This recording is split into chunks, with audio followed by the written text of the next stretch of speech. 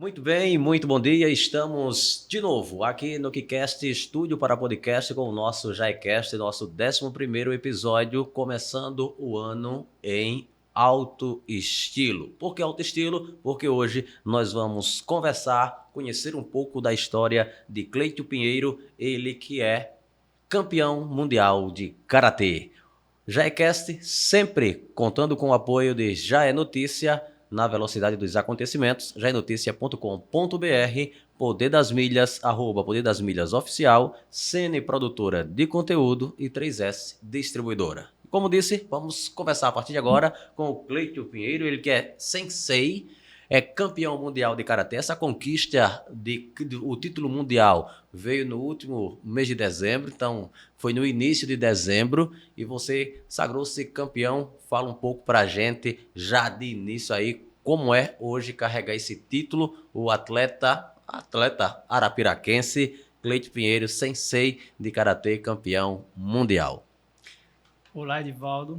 É um prazer estar aqui, né? Agradeço pelo convite. Então, a competição se deu no dia 1, 2 e 3 de dezembro, né? E foi uma competição a nível internacional, que por sua vez foi realizada aqui no Brasil, em Olinda, Pernambuco, né? E foi uma competição a qual agregou vários países, dentre eles Nepal, Índia, México, Bangladesh. E de início, quando eu cheguei, né, para se reunir com o pessoal da seleção brasileira, eu tive um choque, né? Foi a primeira vez que eu estava competindo em uma competição internacional, um campeonato mundial. E aí, quando a gente se depara com a magnitude de uma competição dessas, se passa várias coisas na nossa cabeça.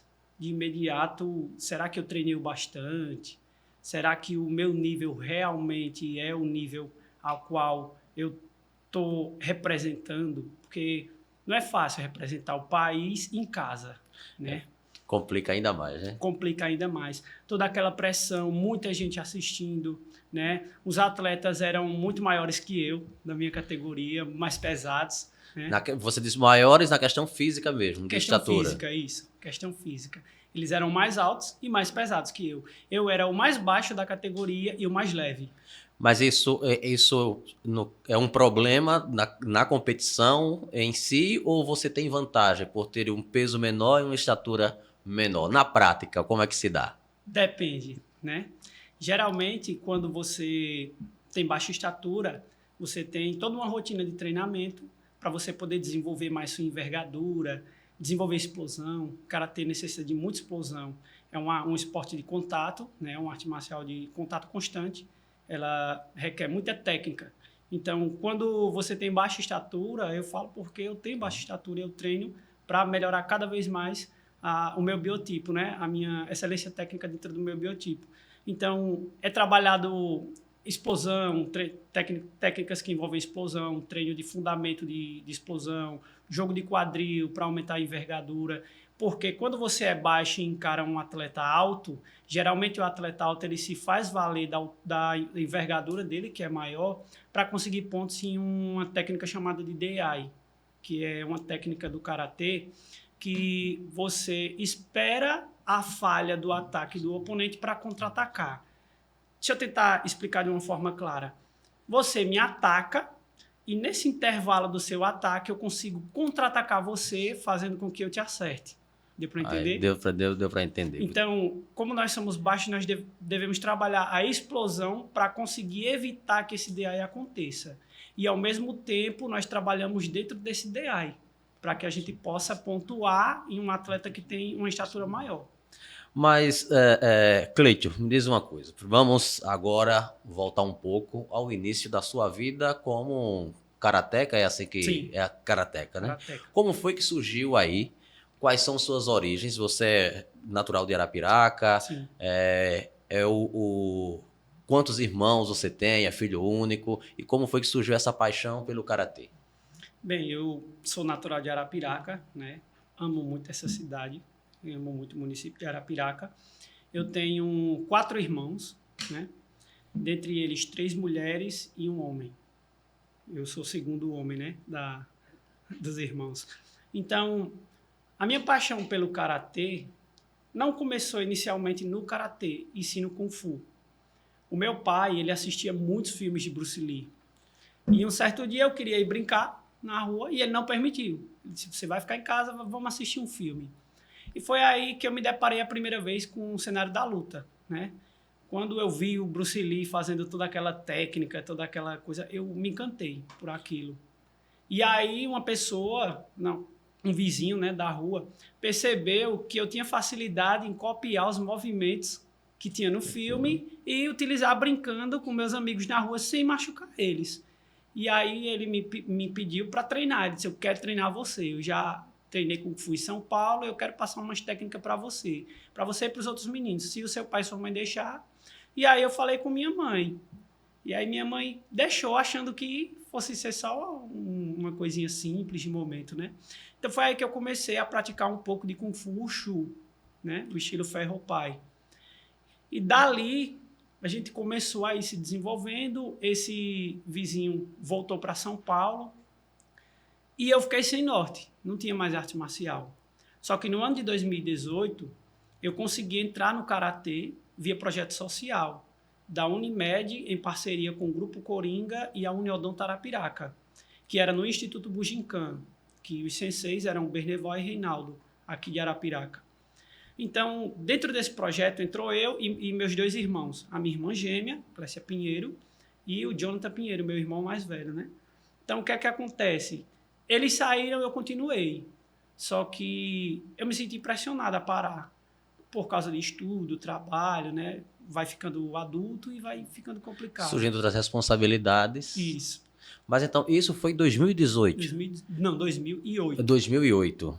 Em 2008 foi quando você começou de fato no Karatê? Sim, quando eu comecei de fato no Karatê. E qual é a diferença básica aí entre o Kung Fu e o Karatê? Que tudo é luta, né? Para quem olha, quem assiste assim, quem está assistindo, eu particularmente não vejo assim muita diferença dos filmes do Bruce Lee para as técnicas lá do Karate Kid, por exemplo.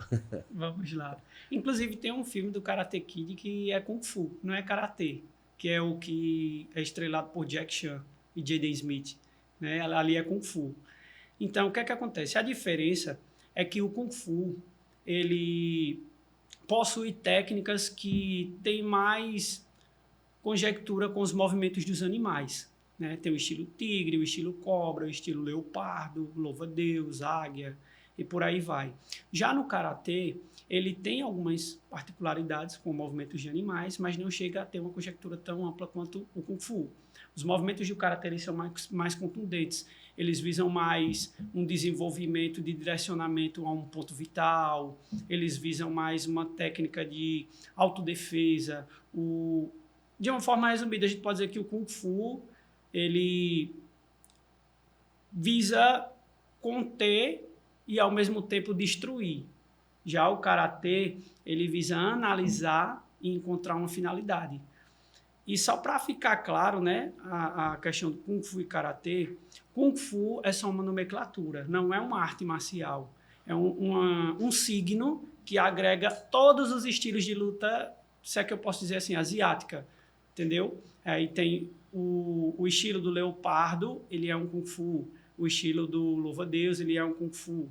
Já o Karatê também é mais ou menos isso, é um signo para as artes marciais, se é que eu posso dizer japonesas, porque existem vários estilos de Karatê.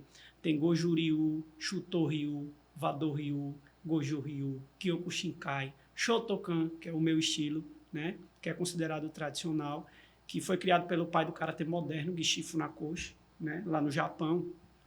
Então, o que é que acontece? No caso do Ryu, esse Ryu significa caminho, né, ou estilo.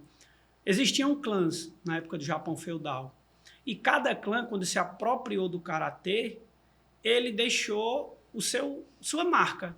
Então, Shuto Ryu é o estilo Shuto, certo? Do clã Shuto. Então, Wado Ryu, então tudo Ryu, né, que é caminho, estilo. Então, no caso do Shotokan, foi criado por Gishi Funakoshi, e ele é considerado o pai do Karatê moderno. E o Shotokan é muito conhecido por ser o caminho das mãos vazias, que é o que significa Karatê-do, né? você não se faz valer de armas, você usa seu próprio corpo para... Você seria a própria arma. Isso. Então Você não seria a própria usa, arma. não vai usar nada além do próprio corpo para conter ali o, sei lá, o inimigo, digamos. O oponente. Ou o oponente. Né? Então, o Karate Shotokan ele é completo porque ele possui técnicas de taekwondo, jiu-jitsu, judô, ninjutsu, né? Inclusive, quando o Gishi Funakoshi criou, ele conversava bastante com o Jigoro Kano, que foi um dos criadores de judô, né? Foi o criador de judô. Então, tem muitas pessoas que não entendem pela similaridade nas roupas ou pelo simples fato de não ter conhecimento, né, com as artes marciais. Aí acha que judô, karatê e jiu-jitsu é a mesma coisa. Né? Quando, na verdade, o judô ele tem técnicas contundentes de queda, de projeção. Né? O jiu-jitsu ele tem aquela luta no chão. O karatê ele tem tudo isso. Ele tem a luta que você pega o cara, leva para o chão, tem a luta que imobiliza. Né? Ele é muito camuflado, se é que eu posso dizer assim.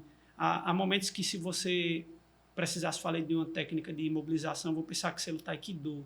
Só que, na verdade, você luta Karatê. Há momentos que, se você precisar de fazer uma defesa no chão, acha que você está usando Jiu-Jitsu, mas ali é Karatê.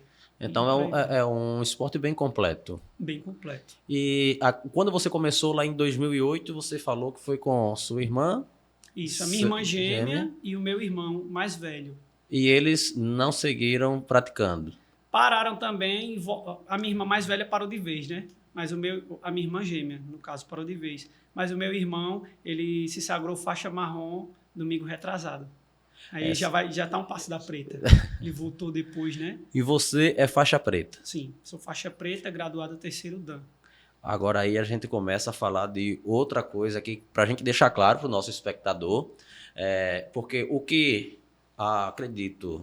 eu acompanho de karatê é muito do Karate Kid, que eu já falei, sim, né? E a questão das faixas. Quando a pessoa começa, qual é a faixa e o que é necessário para que vá mudando de faixa? É tempo? É qualificação? Quem é que aplica? Quem é que diz se você está apto para mudança de faixa ou não? Como é que isso acontece hoje aqui em Arapiraca?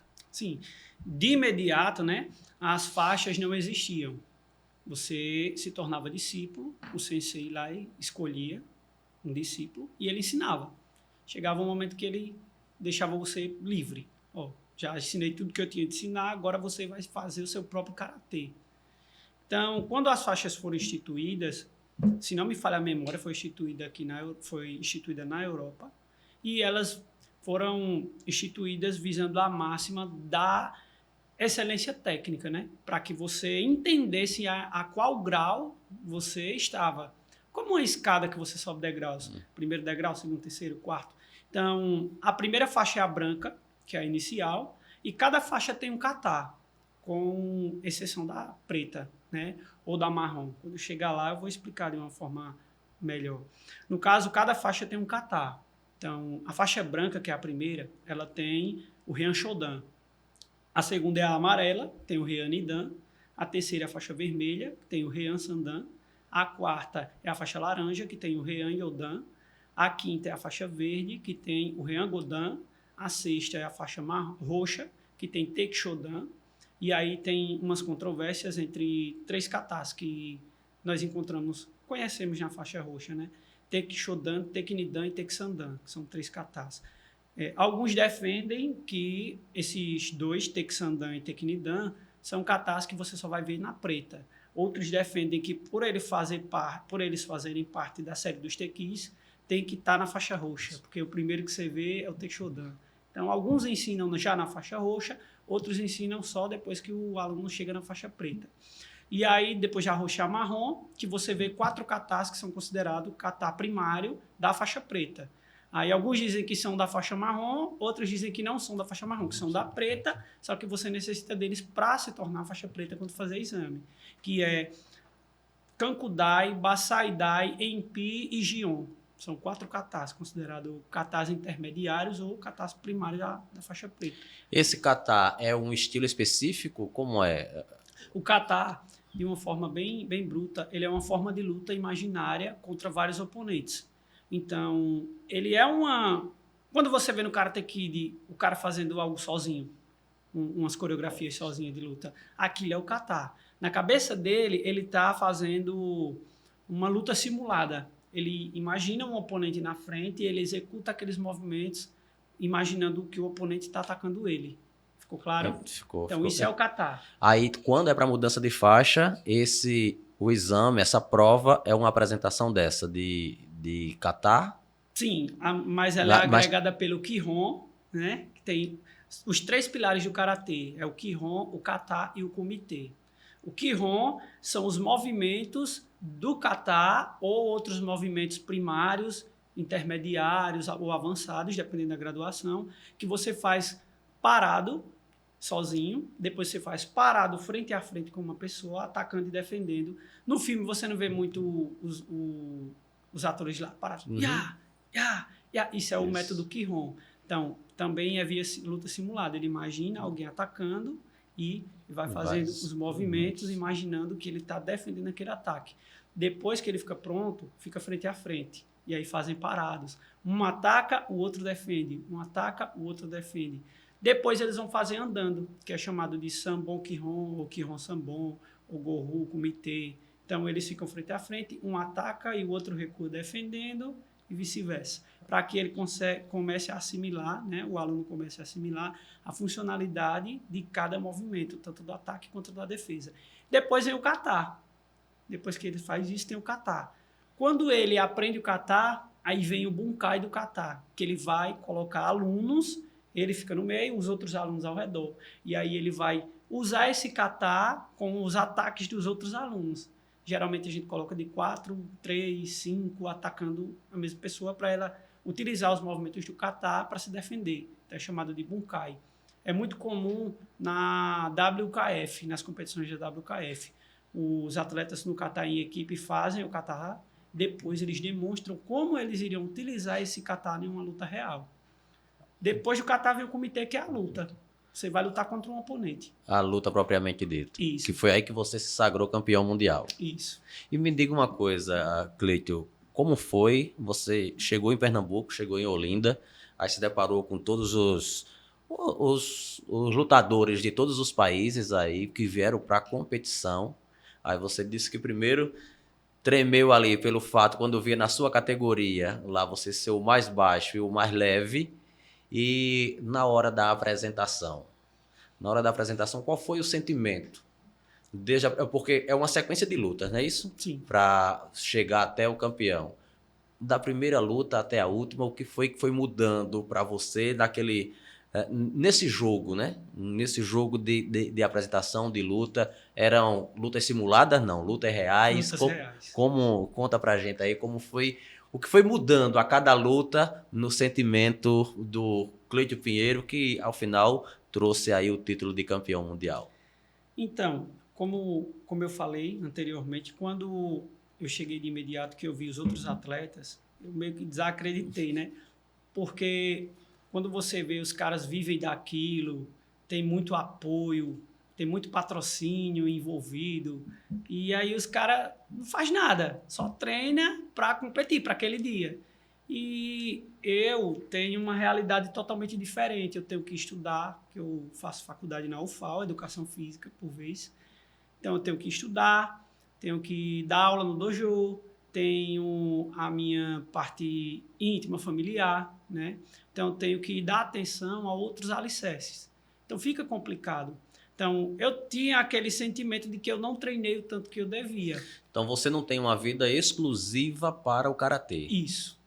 Você tem que organizar todo o seu tempo para, além de resolver todas as outras questões pessoais que você tem do dia a dia, você ainda tem que arrumar o tempo de treino, que é para poder ir para uma competição e conseguir ser campeão.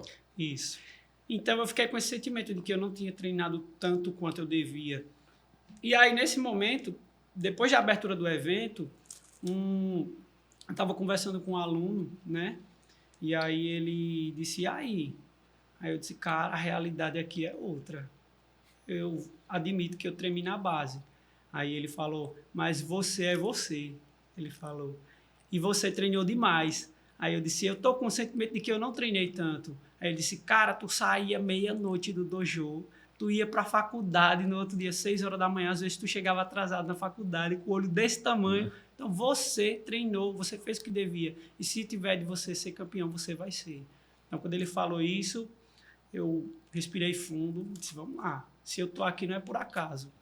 E sobre o sentimento da luta, né? Quando chamou minha categoria, como tinha muitos atletas, ela foi dividida em vários cotôs. Então, o cotô é o espaço, né? Para que fique bem claro, o cotô é o espaço onde você luta. Então, quando chamou minha categoria, foi feita pesagem, né? E aí os caras subiam lá e era até 70 quilos. Se batesse mais de 70, já não podia, estava desclassificado. Só que todos, quando se inscrevem, sabem da regra, né? Então, quando começou a pesagem, os caras 70, 69,500, tudo. Quando eu subi, 59,300. Eu acho que os outros olharam assim, rapaz, Ganhei. isso aí vai ser moleza. Foi. Então, eu acho que isso pode até ter sido o que fez com que eu passasse deles, né? Eles podem ter me subestimado e aí acabou acontecendo isso. Porque da mesma forma que o aluno lá, que estava conversando com você, as palavras dele motivaram você, né? Deu aquele choque, não, de fato, você começou a pensar com mais clareza de que de fato tinha treinado, você tinha se preparado da forma que deu para você se preparar. Aí quando sobe na balança 59 quilos, aí os outros olham assim e dizem, isso aí já vai era. ser fichinha. Inclusive, quem me pegou na chave, quando viu 59,300, olhou assim e falou nada.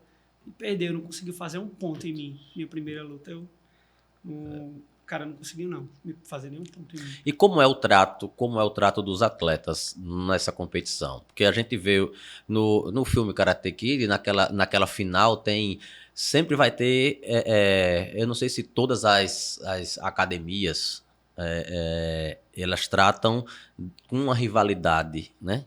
Mas aí como é na prática, na vida real, como é esse trato dos atletas? Existe rivalidade? Porque a ideia da luta não é machucar, né? Sim. A ideia da luta é mostrar que pode ser usada para autodefesa, né? E não é nunca puxar briga com ninguém. Mas como é na prática? É aí que entra uma grande discussão, né? Bem, de imediato, tanto no filme quanto na realidade concreta, tem suas particularidades, suas similaridades e suas diferenças, né? No caso da realidade, existe sim uma certa rivalidade, só que é saudável. Porque você, querendo ou não, você vai para uma competição e você quer ganhar, né? Sim. Eu nunca, em vários anos de competição, eu participo de competição desde os meus 14, foi quando eu ganhei minha primeira medalha estadual, né? Então, eu nunca vi uma rivalidade que não fosse saudável, pelo menos isso. Até mesmo porque o Karatê, ele segue o Dojokun, que são um lema, um conjunto de regras que você deve moldar o seu caráter. E entre elas, a última é respeito acima de tudo. Então, quando o Gishin Funakoshi instituiu o Karatê, ele era contra as competições. Só que o que aconteceu? Depois do falecimento dele, os alunos dele começaram a discutir criticamente, né? Não é uma discussão, uma briga, sobre o fato de instituir ou não a competição de alto rendimento. Então, um lado defendia que a competição de alto rendimento ela servia para diminuir a violência, né, sobre os praticantes, porque eles iam resolver no tatame quem era o melhor ali. Já o outro lado não visava isso. O outro lado visava que o karatê, por ser tradicional, ele não deveria instituir a competição pelo fato de que deveria seguir o ensinamento do mestre. Só que com o passar do tempo, o avanço tecnológico, mudança de pensamento, avanço de conhecimento, foi instituído sim o karatê. E com isso veio toda a problemática das federações. Por isso que o karatê hoje não é de fato concretamente olímpico, né? Algumas federações defendem que o karatê é olímpico, mas ele ainda não é. Ele foi instituído nas Olimpíadas em um único ano, que foi na última Olimpíada lá no Japão. Então, colocaram o karatê para ver como que ia acontecer. Só que está nessa luta, porque o que é que acontece? Para um esporte ser olímpico, ele tem que ser popularizado, tem que ser difundido em vários países, praticado em vários países. Então, no caso do karatê, ele é popularmente conhecido, mundialmente conhecido, só que tem o problema da federação. Existem várias federações que regem o karatê. né?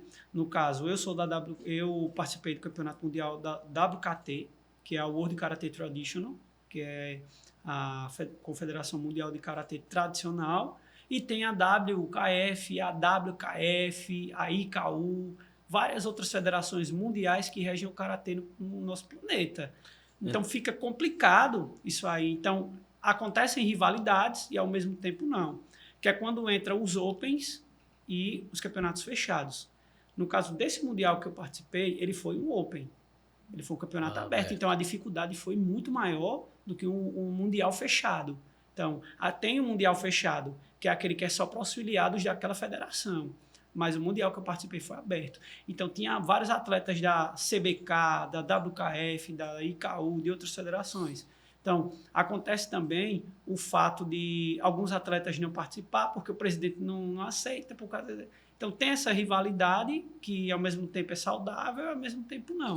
Então, e aí fica complicado. Já no contexto interno da luta, que eu acho que foi isso que você perguntou, eu só falei para ficar claro, porque, às vezes, a gente acha que o universo é um, mas o universo é outro. Então, já no contexto interno ali da luta, tem uma rivalidade, sim. Dentro do tatame, a gente se mata para ganhar, né? Mas, quando termina a luta, a gente se abraça, sai, toma água junto, brinca, fala do que aconteceu, do que não aconteceu, tanto brasileiro quanto em outro país, né? Então é muito tranquilo. Essa foi a primeira vez que você participou de uma competição dessa que reuniu atletas de todo mundo? Sim, foi a primeira vez. Esse título hoje coloca você em outro patamar aos olhos da federação que você pertence? Realmente, sim. Inclusive, não só da minha federação, quanto de outras federações, né? Eu já recebi várias propostas, tanto para sair já do estado, né, quanto para se filiar a elas e adentrar de fato no mundo do alto rendimento, porque foi meu tio que me instituiu no alto rendimento. Eu não tinha essa pretensão, né? Como eu disse, eu era adepto do pensamento do Bruce Lee e era só para se proteger ou se defender na escola, se eu precisasse defender alguém que eu amo ou porque eu amava de fato a arte marcial. Mas meu tio percebeu a aptidão no alto rendimento. Eu falei para você que fui instituído no Instituto Bujinkan, no Karatê, né, no ano 2008, mas eu treinei lá por cerca de 2 a 3 anos. Eu saí do Instituto Bujinkan e fui treinar com meu tio. Eu não sabia que o meu tio lutava Karatê. Eu ouvia, né, alguns boatos de que ele treinava Karatê, mas aí depois que eu saí do Instituto Bujinkan eu fiquei bem triste, porque eu não queria parar. Só que aí o meu tio se tornou faixa preta, abriu um dojo e sabia que eu treinava e me chamou. Aí eu fui. Né? E aí o que é que acontece? Com a abertura do dojo dele, eu comecei a ter uma visão diferente do karatê. Eu comecei a ajudar o sensei, que é chamado de senpai, o mais graduado da turma, né? É o senpai. Eu me tornei senpai, comecei a ajudar o sensei, comecei a ver um outro universo ali do karatê. E aí ele disse, agora você vai participar do campeonato. E a primeira competição que eu participei foi o campeonato interclasse, né? Aqui, os jogos escolares daqui do município. E aí eu fui campeão. Primeira vez fui campeão. Depois do interclasse, eu participei do municipal, que é o regional. E aí eu fui campeão. Aí disse, agora você vai para o estadual. Aí eu fui e no estadual eu perdi. Fiquei em quarto colocado. Não é uma derrota tão, né? Aí eu fiquei frustrado, só que ele disse, você perdeu porque foi sua primeira vez, os meninos já são acostumados, o ano que vem você vai ser campeão. E aí foi dito e feito. E aí, aos 14 anos, eu consegui me consagrar campeão estadual. E daí para frente, eu fui competindo, só que tem aquela questão que eu te falei, apoio, patrocínio. E aí sempre ficava complicado para competir, mas eu sempre ia. E aí, esse ano de 2013, eu disse, não, esse ano vai ser o meu ano. Ou 2023. Eu disse, esse ano vai ser o meu ano. Porque é importante, você quando estava lutando para ir para essa competição, era o Cleito Pinheiro, o karateca, que queria participar de uma competição, né, mundial. E hoje você mostrou que é o karateca que trouxe o título de campeão mundial para a sua cidade. Como foi, sei lá, qual foi o custo que você teve para participar dessa competição? Você fez essas contas, entre tudo, de deslocamento, de hospedagem, os custos lá em Olinda. Se bem que é aqui perto, né? Bem Relativamente perto, mas tem toda uma preparação e tem, claro que você precisa se manter durante todo esse tempo da competição, né? Que você fala de 3 dias de competição, mas você não foi só no dia da primeira luta e assim que terminou a última você veio embora, é. né? No caso, como o sistema é eliminatório, se você perder a primeira luta, você volta para casa, né? No meu caso, não. Eu consegui, né? Então, eu fiquei durante todo o tempo da competição. Então, o custo foi, como é que eu posso dizer? Foi tranquilo, porque as pessoas que me apoiaram, de fato, me apoiaram. Não foram pessoas que tentaram fingir um apoio, né? Então, foi tranquilo. Uma pessoa que me ajudou bastante foi o Padre Bené, de Craíbas. Eu sou muito religioso, sou católico apostólico romano. E o Padre Bené, ele viu, né, uma oportunidade, porque um dos meus alunos foi vice-campeão brasileiro e juntamente comigo estava nessa competição. Inclusive, ele conseguiu a proeza de competir esse ano e já ir para o Mundial, né? Foi a primeira vez que ele também participou e ele, pior do que ele estava lá, se tremia todo. Eu, rapaz, o cara tem 2 pernas, você também tem, vai lá e faça acontecer. E aí ele conseguiu chegar nas oitavas, né? Lutou muito bem, ficou triste quando perdeu, mas depois ele parou, pensou direito e disse, não, eu cheguei muito longe. Eu disse, então, é assim que a gente tem que pensar. A gente sempre vai encontrar uma grama mais verde, eu penso dessa forma. Então, pode ser que um dia eu encontre um cara melhor que eu. E o que é que eu tenho que fazer? Eu tenho que aprender com esse cara. Eu não vou chegar e me frustrar, eu encontrei um cara melhor do que eu quero ser melhor que ele, não. Uma vez eu falei para um amigo meu que eu não, como é que eu posso falar? Eu não tenho competição com ninguém. A minha competição é comigo mesmo. Eu quero ser melhor que ontem e quero ser maior que hoje. Comigo mesmo. Se alguém acha que eu estou competindo com alguém, está enganado. A minha competição é comigo mesmo. Se um dia eu chegar a abrir um dojo, é porque eu quero propagar o karatê para o maior número de pessoas que eu puder, que eu conseguir. Não é porque eu quero competir contra o meu próprio tio, ou competir, tanto é que eu já disse, tio, se um dia eu abrir um dojo, vai ser articulado com o senhor. Eu não vou deixar um horário de aula que vai ter aula no dojo do meu tio, porque eu quero articular, eu quero levar o meu tio para ele ensinar o que ele me ensinou para os meus alunos. Então, imagine a honra que vai ser, né? O meu sensei ensinando para os meus alunos. Então, se tem pessoas que vai pensar, eu vou treinar com o campeão mundial, imagine você treinar com o cara que fez o campeão mundial, né? É verdade. Então, vai ser um momento mágico. Então, eu penso dessa forma, eu não tenho competição com ninguém, não quero ser melhor com ninguém. E eu também não quero abrir uma fábrica de campeões para karatê. Eu quero instituir o karatê para o máximo de pessoas, porque se ele transformou a minha vida, ele vai transformar de outras pessoas. É assim que eu penso. Muito bem. Cleito, a gente vai dar um recadinho. Quiser comer um pãozinho, fica à vontade, Obrigado. um biscoitinho. Quer um café? Quiser um café, a gente providencia também um cafezinho para você. Ok. É só você dizer que quer. Tranquilo. Obrigado. Nós estamos em mais um episódio do nosso JaeCast, começando o ano muito bem, conversando com o campeão mundial de Karatê. Com a gente, jaenoticia.com.br, na velocidade dos acontecimentos. Poder das Milhas, @Poder das Milhas Oficial, Sene Produtora de Conteúdos, @Sene Produtora e 3S Distribuidora. Esse é o JaeCast, um produto com a marca Já é Notícia. Continuando nossa conversa com o sensei Cleiton Pinheiro. Cleiton, você fala aí de dojo, você participa de um dojo, dojo, vá corrigindo, viu? Sim. Qual é o endereço, como é que a pessoa faz para participar, para começar a praticar o karatê, qual é a dica que você dá e se existe idade para começar? Qual é a idade, se pode criança, se depois de velho não pode, como é? Conta pra gente. Eu faço parte, né? Eu sou do Dojo Falcon Karatê Arapiraca, que por sua vez era do sensei Faustino, muito bem conhecido no estado, muito bem conhecido aqui, né? O finado sensei Faustino, e era um sonho praticar na Escola Falcon. Eu lembro que por volta dos anos 2002, 2003, eu passava com meus irmãos na frente do dojo, né, da Escola Falcon, E aí um aluno colocava para correr. Eu disse, não pode não, porque agora é o treino dos adultos. Porque não pode ver para que você não aprenda e não machuque ninguém. Você não tem um entendimento. Um monte de faixa preta treinando, fazendo alguma coisa ali, né? E o karatê ele mudou muito com o passar do tempo. Antigamente era uma coisa bem mais bruta, o corpo a corpo era mais visível.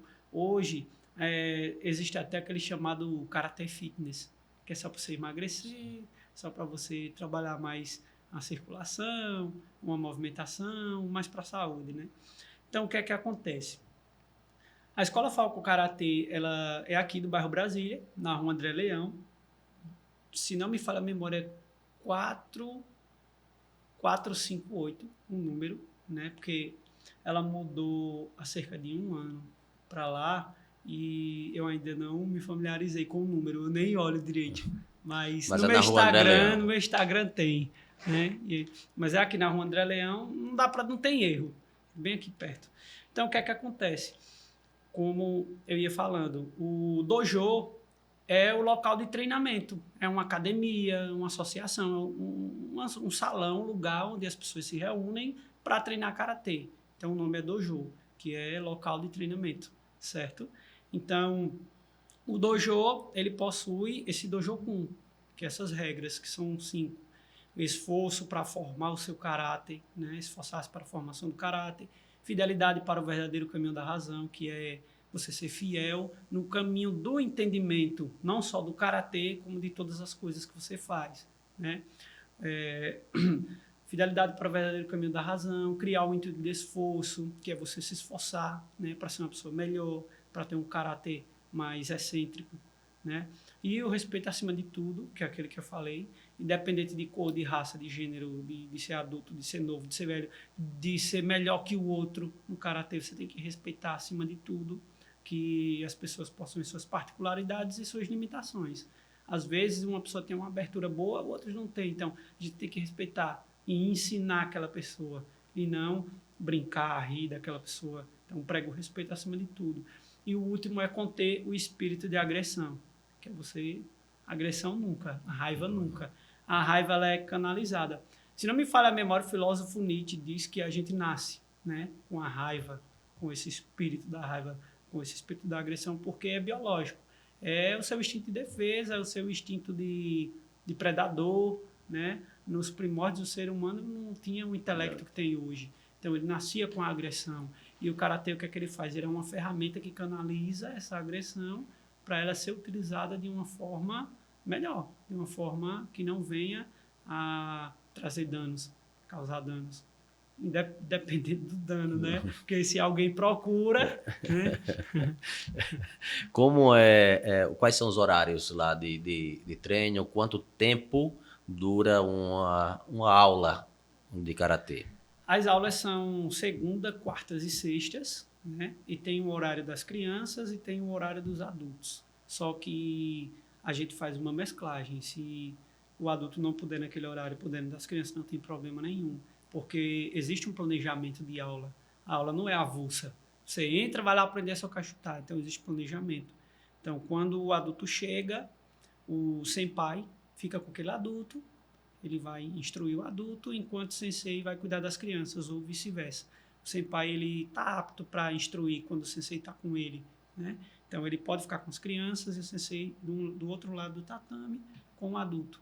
Então, sobre a questão de pode, adulto, não pode, qual a idade, não existe idade para praticar esporte nenhum. Existe planejamento. Uma pessoa de 60 anos, ela não vai conseguir fazer o que uma criança faz. Então, existe o planejamento. Então, tanto no karatê esporte, quanto no karatê arte marcial. Se você tem 70, 60 anos e você quer entrar hoje, pode. Pode não, deve. Né? Eu aconselho você participar. Ou do karatê ou de qualquer outro tipo de esporte, uma corrida leve, um futebol. Agora tem que ser tudo meticulosamente planejado, porque é necessário que o seu corpo se acostume com aquela rotina diária ou com aquela rotina semanal, ou que seja uma vez por semana, 1 hora. Então, você deve, porque quando você pratica um determinado esporte, você está condicionando o seu corpo a se renovar. o seu corpo a se reabituar a uma funcionalidade positiva para ele. Quando você pratica musculação, você tem microlesões no músculo. Então, aquelas microlesões, elas vão se recuperar e a sua fibra muscular vai ficar mais forte ainda. Então, quando você é adulto, né, quando você já é idoso, tem cerca de 70 anos, você começa a praticar um esporte, vai acontecer isso também com a sua estrutura corporal. Você vai renovar, né, o seu corpo. Tanto que a ciência prega que a prática esportiva retarda o envelhecimento da célula. Então, às vezes, as pessoas me veem e dizem, quantos anos tu tem? Eu digo 28. A minha professora na UFAL disse, se você cortar o cabelo, eu dou 15. Ela disse. Então, a prática do esporte ela é positiva, independente da idade. Isso é recomendável. Sempre vai trazer benefício, né? Sim. Mas para uma criança começar, para os pais que estão nos assistindo agora, qual uma idade boa para começar, para ter, e quais são as vantagens de ter esse contato com a arte marcial, aqui específico do karatê, para uma criança? O que é que isso vai trazer de benefício para o crescimento como pessoa dessa criança? Bem, lá no Dojo Falcon, né, do meu tio, João Souza, ele já aceita alunos a partir dos 5 aos 6 anos. Né?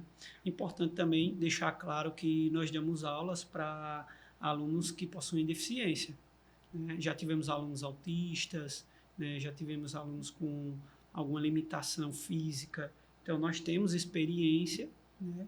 E agora, se é que eu posso dizer qualificação, porque eu estou estudando na UFAL, nós temos as disciplinas de educação física e inclusão, tudo isso para que a gente saiba lidar, né, com as diversidades que aparecem. Então, a partir dos 5, 6 anos, a criança já é considerada apta para praticar o karatê. Então, o planejamento visa uma forma de educação por meio da diversão, no caso do karatê, né, o karatê educativo. A criança, ela vai brincar achando que está brincando, quando na verdade está aprendendo karatê, né? Ela está aprendendo karatê. Então, nós fazemos funcionais com os movimentos do karatê, colocam obstáculos, elas pulam, trabalhando o saltar, o correr, o pular, que isso é tudo vem da necessidade natural do ser humano. O ser humano, nos primórdios, ele precisava correr, precisava saltar para que ele conseguisse caçar a presa dele, né? Então, tudo isso é necessário que desenvolva na criança, para que a criança tenha um corpo saudável, para que quando ela saia da primeira infância para a adolescência, né? Ela, da primeira infância, não, da infância para a adolescência, ela seja uma criança mais ativa. Hoje, na era da tecnologia, o menino de 6 anos pega o celular e faz coisa que eu não faço. Tem se perdido, né? Tem que se deixar de fazer muita coisa preso na tecnologia. Na tecnologia. Né? Então, o karatê ele vai desenvolver essas aptidões da criança. Então, quando ela chegar nos 9 anos, se ela começar dos 5, né? Quando ela chegar nos 9, 10, ela vai ter um desenvolvimento tanto intelectual quanto físico muito diferente das outras crianças. Quando eu tinha 17 anos, eu acho, de 17 para 18, eu fiz um curso com o Sensei Sadamo Ryu, ele já morreu, né? Curso de karatê com ele. Foi Sadamo Ryu e Sensei Kosho Kanayama, da JKS, né? Que é Japão Karate Shotokan, a federação. E aí eu estava conversando com um sensei e no fim ele deu 2 toques no meu ombro e disse: garoto tem corpo de garoto, espírito e mente de ancião.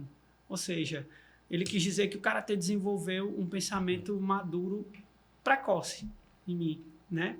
Então, isso não, você não vê só em mim, eu não sou uma pessoa especial.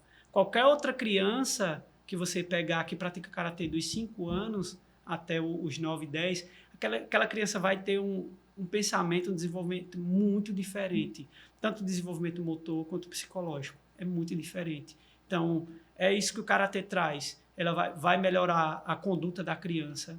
Ela vai ser uma criança menos agressiva, que os pais acham que a criança vai aprender a bater, que quando ficar adulto vai bater no pai e na mãe. Minha mãe pensava isso. Ah, você não vai pro karatê, você vai bater no seu pai, assim, em mim, não sei o quê, vai ficar agressivo. Aí, questão de namoro, quando dizia lutava karatê, a mãe e o pai já ficavam... vai bater na minha filha. Né? Então, é preciso que a sociedade tenha a proximidade com isso. E os órgãos públicos estão trabalhando com isso, porque o karatê já é instituído nas escolas pelo tempo integral, né? No caso daqui, Aqui em tem o tempo Arapiraca. integral. Tem karatê, capoeira, acho que kung fu também. Antes tinha, não sei se ainda tem, né? E por aí vai. Então, isso vai melhorar a criança. Vai melhorar de forma exponencial. A criança vai ficar muito inteligente. Hoje, Cleito, quanto custa, se você puder falar aqui, né, para uma criança nessa faixa aí de 5, 6 anos iniciar, se é o mesmo valor para um adulto? É o mesmo valor. O mesmo valor. É cobrado uma mensalidade. No caso do nosso dojo, da Falcon, o meu tio faz uma promoção na qual a matrícula é isenta, é grátis. Né? Você não vai pagar a matrícula inicialmente e a mensalidade é R$60. Então, Isso com a prática de 3 dias por semana. Isso, 3 dias por semana. E os horários são de 6h30 a 7h30, né, no caso da criança, ou do adulto, se ele não puder ir no horário dos adultos. E das 6h30, 7h30 não, né? No caso é 16h30, não, 16h30 às 18h30 e das 18h30 às 19h30. Aí tem um horário que eu treino e dou aula, que é das 19h30 às 20h30. Aliás, das 20h30 às 21h30. Né? Então é sempre uma hora de duração, mais ou menos. Isso, uma hora de duração. No caso da minha aula, sempre passa. Eu nunca... Porque eu começo a dar aula, eu me empolgo, e os alunos se empolgam também quando a gente vai ver. Já é 21h40, 22. Já chegou momentos de dar 23 e a gente nem perceber. E aí, tá, vamos parar, tá tarde.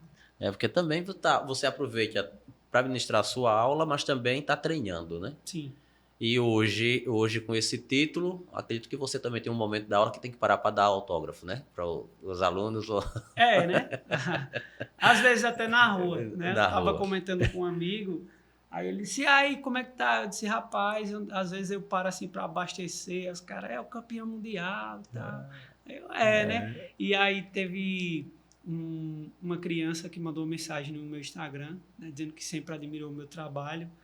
E aí eu fico muito feliz com isso. Porque, como eu falei, eu viso o karatê como um estilo de vida, não viso só como um esporte de alto rendimento. Se eu perder numa competição, eu não estou nem aí. Eu vou pegar um vídeo lá e vou aprender com aquilo. Eu não viso aí, eu só quero ganhar. Eu vou ganhar instituindo para as pessoas. Eu tenho como um estilo de vida. É igual comer, tomar água. Se eu parar, acabou para mim. Né? E hoje você oferece, como eu posso dizer assim, uma aula de demonstração à criança, porque a gente não... Eu acho que nem todo mundo vai se adaptar, né, à questão do karatê. A prática de um esporte, de uma arte marcial é importante, sim, mas você fazer algo que você se identifique também conta muito, né? Você lá oferece na sua academia, lá oferece uma aula de demonstração, digamos assim, para que a pessoa vá e tenha esse primeiro contato com o karatê e numa resposta de sim, o que é que a pessoa deve levar para ter essa primeira aula de demonstração? Sim, o meu tio, ele sempre deixa a primeira aula como experimental. Então, qualquer pessoa que quiser participar da aula, é só ir com roupas leves e vai iniciar. Vai praticar, vai ter uma aproximação, vai entender como funciona e se de fato ela se identificar, ela inicia, faz a sua matrícula. Isso, quando o aluno chega lá, a pessoa tem essa pretensão de praticar o karatê. Quando chega, ele já vai ter o contato com os movimentos, com a luta, ou tem um pouco da história do karatê, qual é a finalidade, como é que se dá para uma pessoa que está tendo esse primeiro contato com o karatê? Para uma pessoa que tem o primeiro contato, eu posso dizer que é uma aula geral. Ela vai entender de onde surgiu, por quê, quando, né, qual é a finalidade. E ela vai ter essa proximidade com os movimentos do karatê, que é o Kihon, o Kata e o Kumite. Se ela se sentir confortável, ela vai lutar já no primeiro dia contra qualquer aluno. Né? O qualquer aluno que eu falo não é um aluno que não tem experiência. Porque eu não posso pegar um faixa branca que tem 1 mês e colocar ele para lutar com uma pessoa que nunca lutou. Ele vai machucar a pessoa, né? Mas qualquer aluno que eu falo é um faixa verde, um graduado faixa roxa, um faixa marrom, até mesmo o próprio sensei luta com ele. Aí ele, Então, mas é melhor você lutar com o sensei do que você lutar com o verde. eu imaginei que seria diferente, que ia colocar dois sem experiência para ter essa aula, mas não. A experiência ali que vai saber como conduzir essa luta, Isso. quanto maior a experiência, melhor para quem está iniciando. Geralmente as pessoas pensam dessa forma, equiparar para que ele possa ter uma experiência melhor, mas não vai ter. Vai ficar só bagunça ali. O faixa branca que tem um tempinho já, ele vai levar vantagem, porque ele já conhece coisas que uma pessoa que chegou hoje não conhece. Ele já tem um certo domínio de distância, ele sabe executar um golpe como tem que ser feito. A pessoa que nunca praticou, não. Ela vai ter só a vivência empírica dela com algum combate, se ela já teve. A não ser que vá um praticante de outra arte já. Aí ele vai se sair bem. E aí a gente não vai poder pegar o faixa branca e botar lá, né? Já aconteceu muito de mestre de Muay Thai para lá, mestre de Kung Fu, capoeirista. E quando eles chegam, eles se identificam de fato, né? Tem os que não se identificam, mas no primeiro golpe a gente já percebe. Todo praticante de arte marcial percebe quando o cara já lutou, né? Aí já lutou, não, pratiquei uns mesezinhos assim de Muay Thai, né, Kung Fu, mas a gente percebe que o cara não é um qualquer ali. Aí a gente coloca ele para lutar já com faixa verde, com roxa, e aí o verde e o roxa já sabe que aquele cara já praticou, ele já toma mais cuidado. Então é um negócio bem equilibrado, não chega a causar dano, não. Então, vale a pena e fica a dica, né? Fica a dica. Você pode ir sem medo, que não vai sair de lá todo quebrado, não. Não vai. Uma coisa é para você aprender e se preparar para a vida, né? Mas, Cleiton, me diz uma coisa. Você fala aí das faixas. Quanto tempo? Eu sou o cara que nunca tive contato com karatê. Eu vou lá, tenho essa aula, demonstração, gostei e vou continuar treinando. Quanto tempo eu levo para mudança de faixa? É um tempo específico ou vai depender de cada aluno? Tem um tempo específico determinado pela federação, pela instituição, né? Ou pelo próprio sensei. No caso da gente, o tempo específico para você mudar da faixa branca para amarela é um período de 4 meses. Só que precisamente você não vai, mudar nesses 4 meses. Se você não tiver pronto, você vai passar mais tempo. Ou seja, você só vai poder fazer no próximo exame. Mas se você já estiver pronto, você faz. Aí da branca para amarela é 4 meses, da amarela para vermelha também são 4, né? Da vermelha para laranja são 8, da laranja para verde 1 ano, da verde para roxa geralmente é 3 anos, 2 anos, né? Ou 1 ano se você for considerado um cara muito bom, já evoluiu na faixa, em 1 ano você pode fazer, mas geralmente fica 3, porque existem deixa eu lembrar aqui, os Kyus, né, que são os graus. Aí faixa verde, aí ele faz primeiro Kyu, segundo Kyu, terceiro Kyu, cada Kyu é 1 ano, por isso 3 anos, que são os grauzinhos que você coloca na faixa. Aí da verde para roxa, 3 anos, da roxa para marrom, também 3 anos, por conta do Kyu, e da marrom para preta, também são 3 anos por conta dos 3 Kyus, né? Já, geralmente lá no dojo, da marrom para preta, a gente só deixa o aluno fazer quando ele está pronto. Porque tem aluno que atinge os 3 Kyu, mas não atinge o Zanshin. O Zanshin é um estado de espírito. Ou seja, o cara é faixa marrom, mas tem o ego lá em cima, né? Isso aconteceu comigo quando eu era faixa marrom. Eu treinava bastante com o antigo sensei Marcos Paulino, que ele era da Falcon, né? E agora ele abriu o próprio dojo. Então, em um dia de treino com ele, eu fiquei frustrado, fiquei com raiva. E aí ele me chamou. Aí disse, você tem que trabalhar seus Zanshin. Então, o cara só é faixa preta de verdade quando ele atinge esse Zanshin. Aí eu fui pesquisar o que era Zanshin, fui estudar sobre o Zanshin, aí vi que era o estado de espírito. Aí fala sobre a humildade, né? Moldar o caráter, trazer aquela essência toda de que você não pode ser uma pessoa com ego inflado. E eu tinha ego inflado. Não era porque eu tinha medalhas, era porque eu me achava bom e acabou. O Bruce Lee era muito arrogante, tanto é que ele chegou na academia dele, no dojo, colocou uma placa lá, a qualquer hora, a qualquer lugar que você quiser, eu estou pronto para lhe desafiar. Foi, ele fez isso. Então, eu acho que foi mais por isso, né? Quando você se inspira numa pessoa, você se espelha nela. Você faz o que ela faz. E aí eu vi aquela arrogância toda dele, eu comecei a ver que eu era bom. Eu acho que foi isso que inflou meu ego.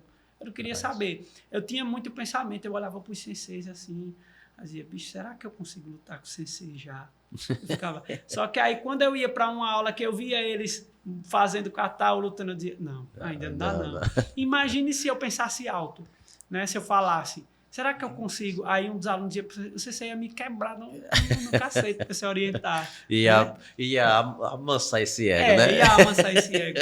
Então, quando eu comecei a trabalhar os Zanshin, eu fui mudando, né? Aos poucos. Alguns foram até percebendo, porque eu gostava muito de se exibir no dojo.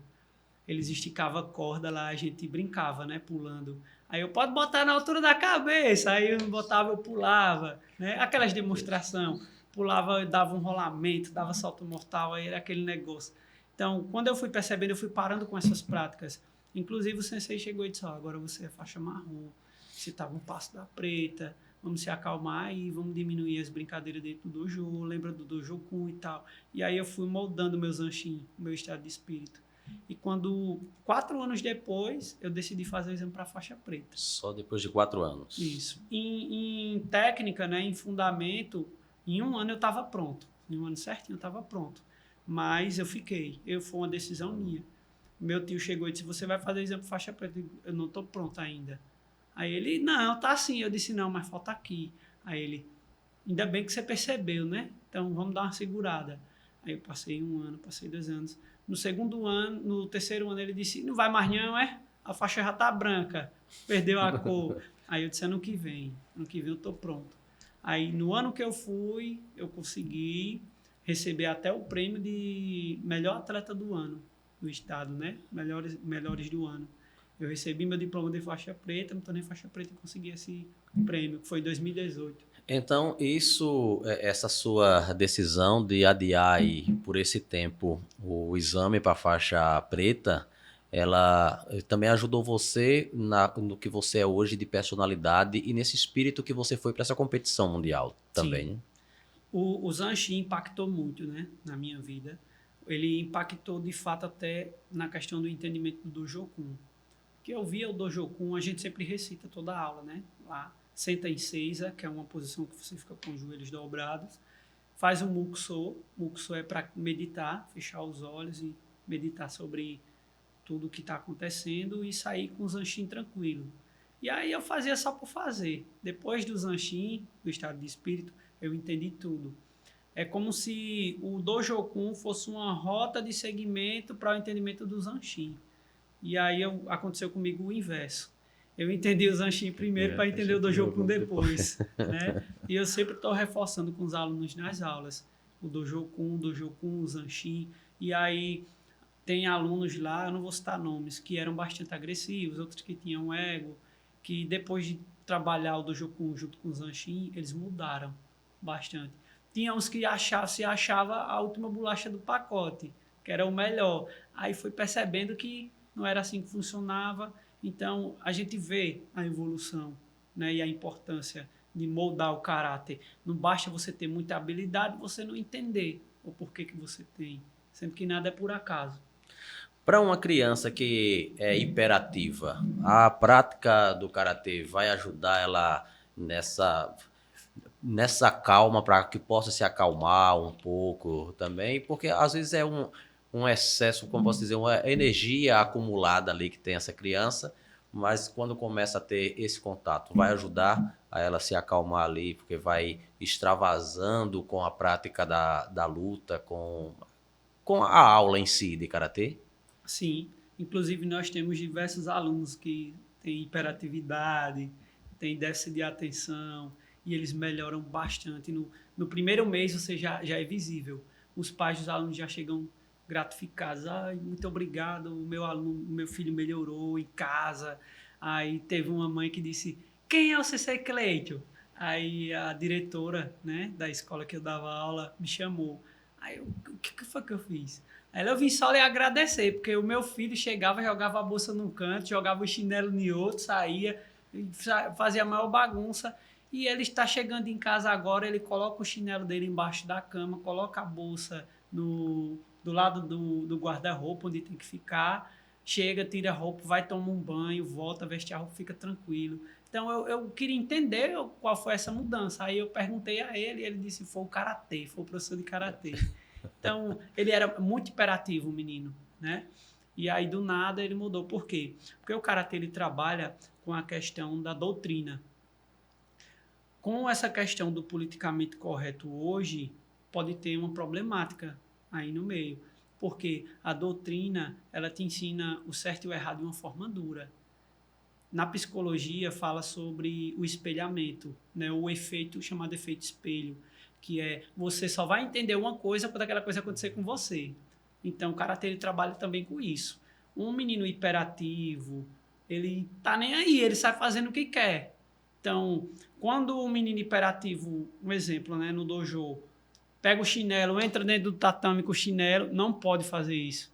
Então, a gente pega aquele menino, chama ele, manda ele tirar o chinelo, colocar onde tem que ficar, cumprimentar o dojo para entrar no tatame. Então, ele vai fazendo repetidas vezes aquilo. Então, o hábito, ele se concretiza através de um estímulo repetitivo. Então, o que é que acontece? Quando ele vai fazendo isso diversas vezes no dojo, ele vai fazer em casa. Em casa também. Então, ele vai fazer em casa. Então, a hiperatividade dele vai sendo sanada através da construção do hábito. Ele faz hoje, ele faz amanhã, então isso vai fazer com que ele faça depois de amanhã. Você disse que lá no dojo vocês têm também alunos, já têm ou tiveram alunos com necessidades especiais. Sim. E também com autismo. Tem alguns graus, dependendo do grau de autismo, a criança fica um tanto quanto agitada também. Sim. E isso, para uma pessoa, criança ou adulto autista, a prática do karatê também vai ajudar bastante. Sim, vai. Nós temos um aluno chamado Nicolas, né, que ele entrou no dojo bem pequeno. E aí ele tem autismo e a gente percebeu que ele também era um pouco hiperativo. E aí os autistas, eles geralmente vêm com um dom. Esse menino sabe tudo de dinossauro, só que ninguém ensinou a ele.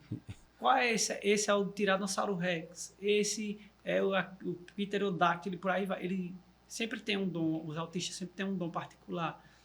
E com o passar do tempo, o Nicolas foi ficando bem mais calmo, bem mais inteligente. O pai dele e a mãe dele começou a relatar, né, as melhoras que ele teve, que ele se desenvolveu.